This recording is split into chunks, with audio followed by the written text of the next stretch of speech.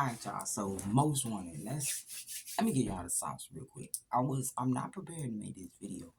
Plus, I done tried and attempted to make this video, but it keeps stopping saying a lot of phone to cool off. So y'all, let me tell y'all how important it is for us to stick together right now when it comes down to this gang stalking program.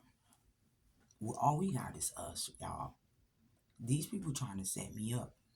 They have been for so long. I got neighbors on each side, people just thrown into my life to throw me off. And y'all, I stay to myself. I'm autistic. I don't really get out.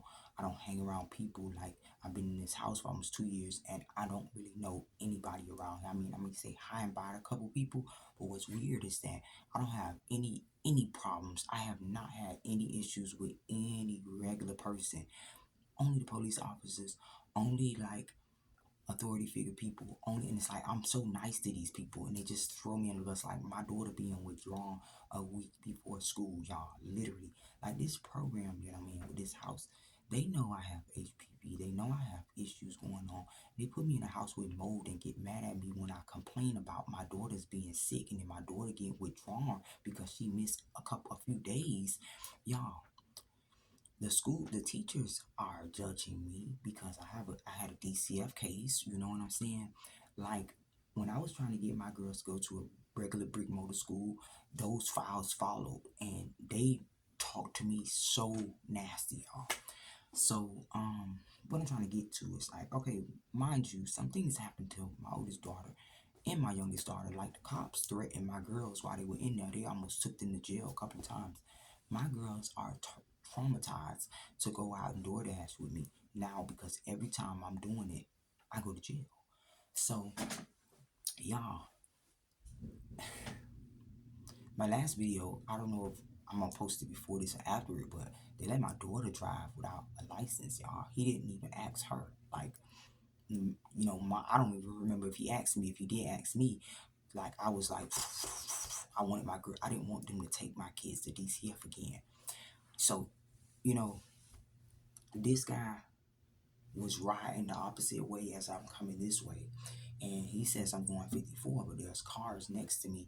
Who goes to say that you didn't read all of our meters? Because when I'm going through a meter with other cars, it's picking up both of us. He says I'm doing 54, only to say he's not going to give me a ticket. He ended up giving me a ticket at the jail, but there he said he was not going to give it to me because he realizes I have a warrant. But that's the reason he stopped me. He was using some other type of sensor or whatever they use, whatever technology they use that said wanted person, and you wrapped around. I saw you. I even told him I saw you riding past me. So why would I speed past you? It don't make sense to me. But anywho, they trying to get me locked up, y'all. I'm just saying, like when they lock me up, they do a lot of crazy stuff to me, y'all. Like literally, I'm not gonna speak about it, but I know that that's the goal. They want to take my kids from me, you know, and they campaigning to tell me in my face, you're a bad mother by the tactics that they're using, the campaigns that they're using to have all these people, authority figures, just gang up on me like that. And you could tell that something's wrong, but this young lady is trying her best. Why not help her? Like the shelter that put me out when my car broke down on the expressway, I come up with a tow truck. This is a Masonic charity, y'all. Instead of them trying to help me, they put me out in the street. And then those same cops that they called, we called, because they called and I called. When they told me I had to go, I was like, oh no, I called the police. I'm like, where are we going to go? So the cops come. It was very nice that day. And they was like, well, they want you to go. Let me just talk to them and see if he even asked them in front of me. And she's like, no, we got to set an example when you're late. And they're like, well, she didn't mean for this to happen, right? I'm there with the tow truck. And mind you, I called them that whole day when my car broke down, was telling them what was going on. And they told me, don't worry about it. But when I get there, they tell me something else. So that same lady that put me out, she comes to court months later when my girls get taken. You know what I'm saying? And how they found her, I don't know. But she says Miss Avant said she was gonna unlive herself. And I'm saying, she said this on the oath, y'all, she lied. And then said I was leaving my kids there by themselves.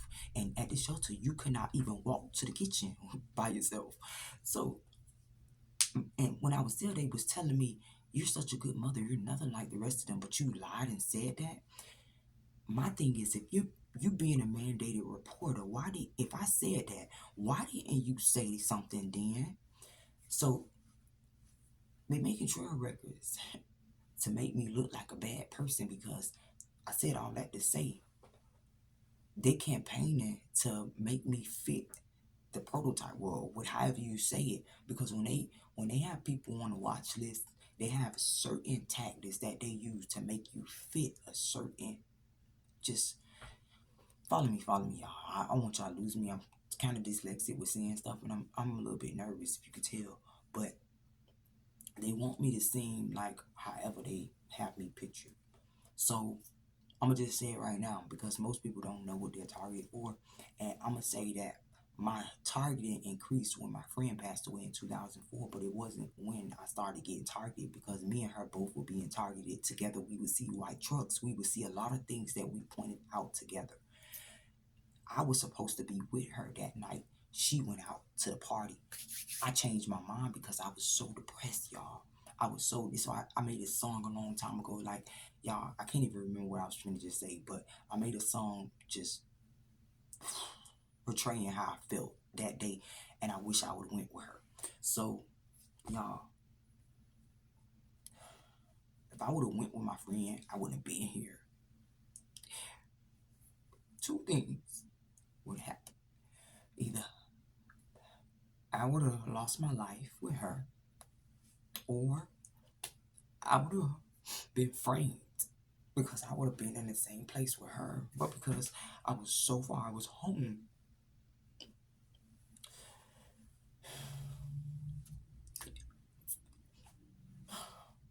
The person that I think that did this, y'all, it took me years and years and years to analyze, to finally understand who could have done this. This person called me and threatened me, telling me in a nice way to not make videos about her, and saying the family thinks that you know who did this. Now, when that person called me that day, I didn't think at that moment that it was him. I puzzled everything together later. I'm like, that's why that person called me. And this person started to name other people that we grew up with, and was like, well, you know, this person and that. I'm not going to put her business out and say what he said to me. But it made sense then. That's when I puzzled it. And I'm like, hold up. And I started thinking about the phone call, trying to think about what I heard in the background, like puzzling things together. That was you. Then you tell me that you have a cousin, or maybe she had a cousin, whoever you know that's working on the case and it's open still. And you're saying things to try to scare me, but you're the one that's scared about what you think I know. So y'all gang up and put me on the program when you know I don't have anything to do with this. Not only do I have nothing to do with this, I don't know what really happened. The agents know that I don't have nothing to do with this. The agents know that I could not possibly know what happened to her. But yet, they use this campaign on me to frame me, to say, hey, since you don't want to put your own in jail, you're going to try to put this young lady in jail for something that she didn't do. But since you can't put her in jail, you're going to ruin her entire life. You're going to compromise everything in her life. And this is what we're doing to innocent civilians. This is what the program, this is what we paying for. You, not me, because I'm not working right now. I just stopped DoorDash yesterday. Well, I stopped DoorDash when they deactivated me 7 days ago, 8 days now. And I stopped Instacart yesterday. So I'm just gonna try to build my health up at this point. Try to do what I can do, because everything I try to do, it gets sabotaged. And I'm like, it's no need to even try no more. But one thing I'm not gonna do is give up ultimately. So who do you run to when the people that you need to talk to is setting you up? Now we got some good cops. I'm gonna tell you that I noticed that these people noticed that I'm on a watch list, and I'm just gonna say that because when I was in jail, I had like 2 or 3 guards treat me so well. Make sure I had extra food. Make sure I had an extra blanket. Make sure I had this cop.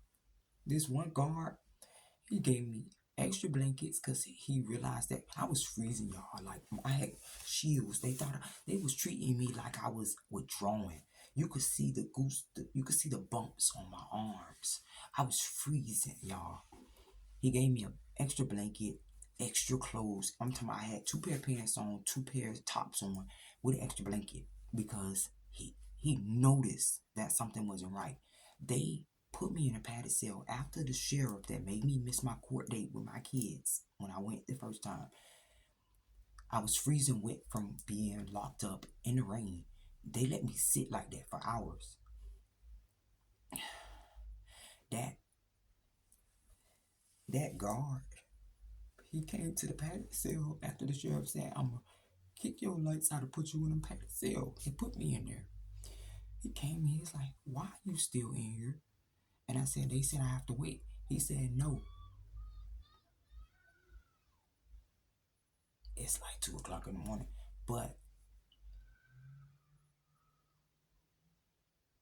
okay, so it was in front of my house screaming. I don't know, but he's like, "No, he released you. He cleared you. Why are you still in here?" Mind you, I'm pressing the button, and you got guards making ghost sounds. They saying literally "woo" every time when I pressed it. Instead of them saying, "May I help you?" they would say "woo," playing games with me. That guy went and got another nurse to come in there. They got me up out of there. Like it was already too late when they came for me because I was on the floor, like hyperventilating and losing my life, blanking out and coming back, throwing out blood.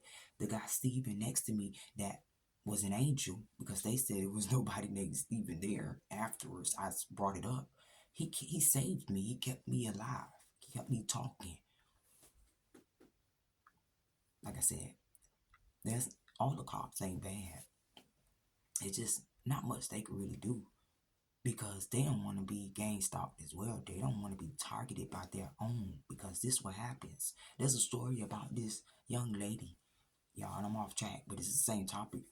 This lady was just about to graduate, and I saw this on YouTube, and I think that she was leaving for work or something like that. I don't know. She was a police officer, and she was just graduating, and all of a sudden she gets unlived.